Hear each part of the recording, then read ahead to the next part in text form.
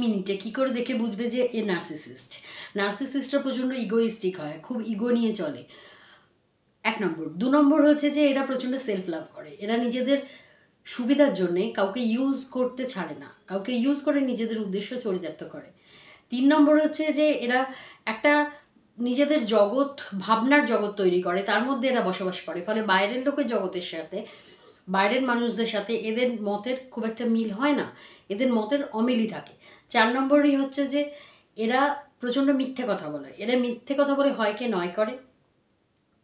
5 নম্বর হচ্ছে যে এরা সংসার সামলাতে পারে না, সংসারে একটা অশান্তির পরিবেশ তৈরি করে, একটা কেয়ারটিক সিচুয়েশান তৈরি করে নেয়, এদের ফ্যামিলি সবসময় ডিসফাংশনাল হয়।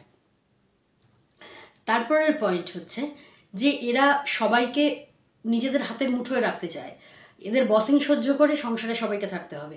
এদের সাথে থাকতে গেলে নয় বাউন্ডারিজ মেনটেন করে থাকতে হবে, নয়তো এদের কাছ থেকে সরে যেতে হবে ভালোভাবে থাকতে গেলে।